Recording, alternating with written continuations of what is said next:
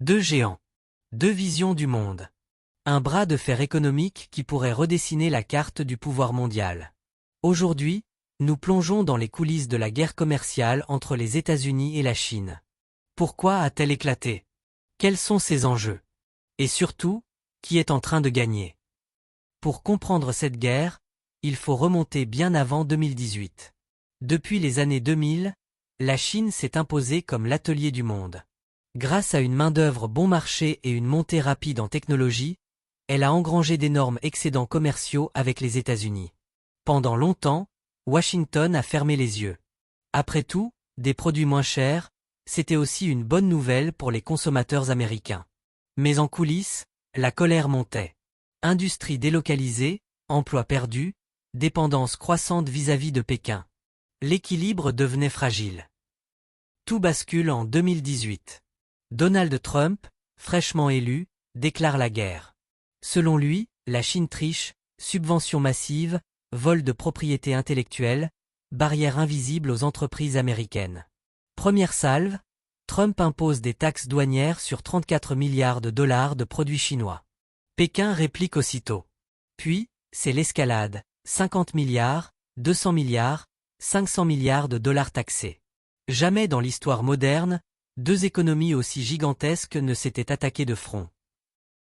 Au-delà des simples taxes, la guerre commerciale est un combat pour le futur. Le cœur du problème, c'est la technologie. La Chine, avec son plan Made in China 2025 minutes, veut dominer des secteurs stratégiques, intelligence artificielle, 5G, biotechnologie. Des domaines que les États-Unis considèrent comme leur terrain réservé. Pour Washington, laisser Pékin devenir la première puissance technologique serait un suicide économique et militaire. Mais ce conflit n'a pas seulement affecté les USA et la Chine. Les marchés boursiers se sont affolés. Les chaînes d'approvisionnement mondiales ont été bouleversées. De nombreux pays, comme le Vietnam ou le Mexique, ont profité de cette tension pour récupérer des parts de marché. Et pour le consommateur moyen? Des produits plus chers, des choix plus limités. La guerre commerciale a un coût que nous payons tous, souvent sans le savoir. En 2020, un accord préliminaire, appelé Phase 1, est signé. La Chine promet d'acheter plus de produits américains, les États-Unis baissent certains droits de douane. Mais la méfiance reste énorme. En 2024, la tension est encore palpable. Les deux pays parlent parfois de coopération, mais la compétition est plus intense que jamais, surtout sur les semi-conducteurs, l'intelligence artificielle et les matières premières stratégiques. La guerre commerciale USA-Chine n'est pas qu'un conflit économique. C'est un duel idéologique, une lutte pour le leadership du Xi-siècle. Qui l'emportera? Peut-être personne. Peut-être que nous entrons dans un monde multipolaire, plus complexe, plus imprévisible. Une chose est sûre, l'histoire est en marche. La question centrale à laquelle chacun de nous cherche une réponse, c'est de savoir si la Chine arrivera un jour à dépasser et remplacer les USA. C'est une question qui nécessite une analyse profonde et lucide. Depuis la fin de la Seconde Guerre mondiale, les États-Unis occupent une position dominante sur la scène internationale, incarnant la puissance militaire, économique, culturelle et technologique. Cependant, depuis quelques décennies, la Chine affiche une ascension spectaculaire, redéfinissant les équilibres mondiaux. Croissance économique fulgurante, influence diplomatique croissante, ambition technologique et militaire, la Chine se pose aujourd'hui en rival sérieux. Cette montée en puissance soulève une question majeure. La Chine peut-elle réellement dépasser les États-Unis et devenir la première puissance mondiale? Et dans cette hypothèse, quel choix s'offre aux États-Unis pour tenter de maintenir leur leadership? Pour répondre à ces interrogations, nous analyserons d'abord les arguments en faveur de la montée irrésistible de la Chine, puis nous étudierons les limites et défis auxquels elle est confrontée. Enfin, nous envisagerons les stratégies possibles pour les États-Unis afin de préserver leur position dominante. Les atouts d'une Chine en marche vers la suprématie mondiale. 1. Une puissance économique sans précédent. Depuis les réformes économiques initiées par Deng Xiaoping en 1978, la Chine connaît une croissance économique ininterrompue. De simple atelier du monde, elle est devenue un acteur incontournable de la finance mondiale. Aujourd'hui, elle est la deuxième économie mondiale en termes de PIB nominal et la première en parité de pouvoir d'achat, PPA. Elle investit massivement dans les infrastructures, l'énergie, la transition verte, et domine certaines chaînes de production mondiales, électronique, batteries, panneaux solaires, etc. Avec l'initiative Belt and Road, les nouvelles routes de la soie, la Chine étend son influence économique à l'Asie, l'Afrique, et même l'Europe de l'Est, tissant un réseau de dépendance stratégique. 2. Une montée en puissance technologique. Autrefois accusée de copier les innovations occidentales, la Chine s'impose désormais comme un moteur d'innovation, notamment dans les domaines de l'intelligence artificielle, des télécommunications, 5G, 6G, de l'exploration spatiale et de l'informatique quantique.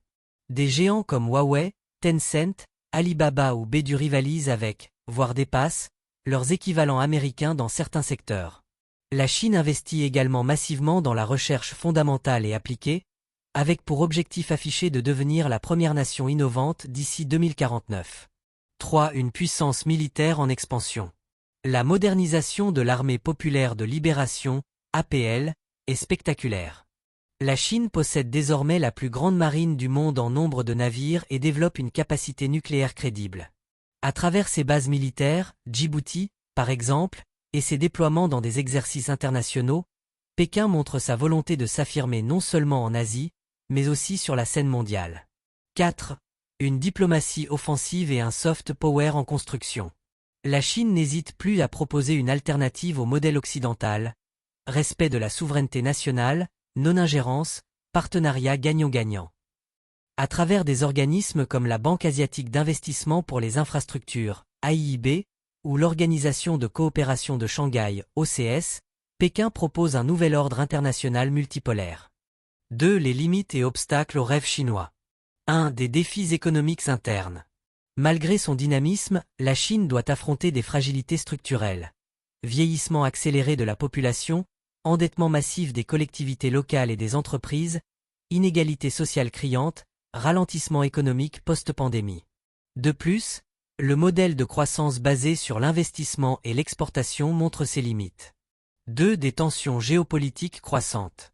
La Chine est confrontée à une méfiance grandissante, voire à une opposition active, de la part de nombreuses puissances. L'encerclement stratégique via des alliances comme le Quad, États-Unis, Japon, Inde, Australie, ou l'OCU, Australie, Royaume-Uni, États-Unis, vise clairement à contenir l'influence chinoise. Le dossier sensible de Taïwan, les tensions en mer de Chine méridionale, les différends frontaliers avec l'Inde ou les accusations de violation des droits humains, Hong Kong, Ouïghours, ternissent l'image de la Chine et limitent son soft power. 3. La dépendance extérieure. La Chine reste dépendante pour certaines technologies stratégiques, notamment les semi-conducteurs avancés, et pour l'accès aux marchés mondiaux. La fermeture ou la restriction des marchés occidentaux pourrait ralentir considérablement sa dynamique. 3. Les choix des États-Unis pour préserver leur position dominante. Face à l'ascension chinoise, les États-Unis disposent encore de leviers considérables. Leur capacité de réaction sera déterminante. 1. Investir massivement dans l'innovation. Les États-Unis doivent continuer d'encourager la recherche scientifique et l'innovation technologique. Le plan Chip and Science Act de 2022, qui vise à relocaliser la production de semi-conducteurs et à soutenir les secteurs stratégiques, va dans ce sens. La maîtrise des technologies d'avenir, IA, biotechnologie, énergie propre, est essentielle pour conserver l'avance. 2. Consolider les alliances traditionnelles. Washington doit renforcer ses alliances en Europe, OTAN, en Asie, Japon, Corée du Sud, Australie, et dans le Pacifique, îles du Pacifique, Philippines. Une diplomatie habile pour reconstruire la confiance avec les alliés est nécessaire pour peser face à la Chine. 3. Promouvoir un modèle démocratique attractif. Face à l'autoritarisme chinois, les États-Unis doivent revitaliser leur démocratie, lutter contre les inégalités internes et montrer que leur modèle est capable de répondre aux défis contemporains. L'exemplarité intérieure renforce l'influence extérieure. 4. Pratiquer un découplage stratégique sélectif.